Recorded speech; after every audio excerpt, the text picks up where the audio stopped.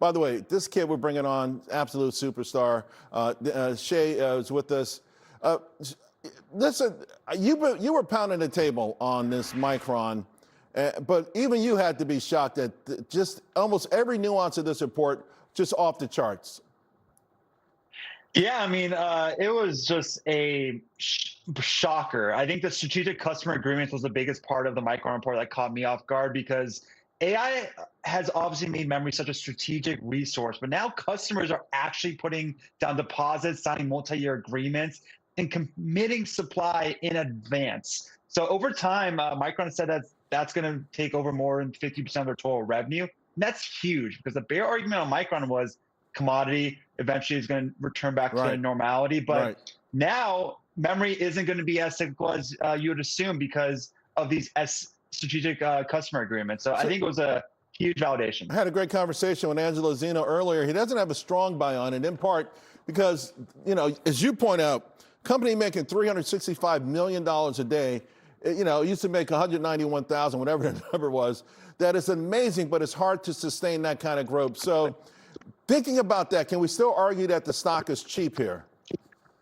I think it's really cheap still because these SCAs essentially are giving the stock a reason to re-rate higher because a memory company with no visibility deserves a commodity multiple under 10 times earnings, while a memory company with a minimum pricing and multi-year supply agreements deserve more credit for earnings durability. So I do think that Micron does deserve an above 10 times earnings and potentially a 15 times earnings multiple, which would cause the stock to be above 1,500 and potentially towards 2,000. Well, you know, you got at least four firms at 2,000 right now. All right, so we're gonna put your stellar reputation to the test because you're saying Cerberus, CBRS. You like it here? It just had earnings. It's been ugly since the IPO. Why do you like it here?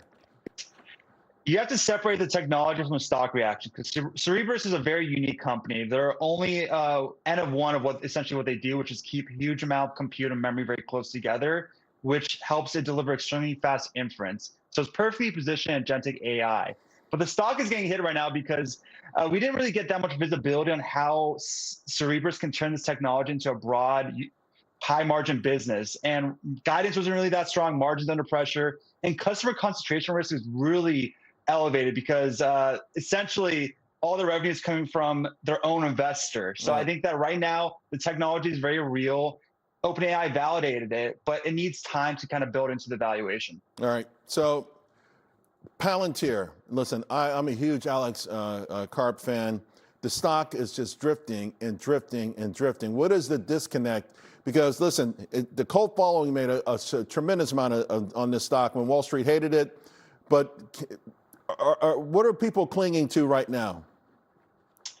Yeah, I think people are really worried about the OpenAI and Anthropic competition. And I personally have been adding to Palantir for the first time in years. And this is coming from someone who went overweight in the stock under $10 because they have this backwards. LLMs are obviously going to be extremely valuable, but as major models continue to improve, they're also starting to cluster together in performance and they're generally non-deterministic. So that means the real enterprise challenge is going to be how is the answer going to be grounded to the right data, right workflow, right human, right operating system?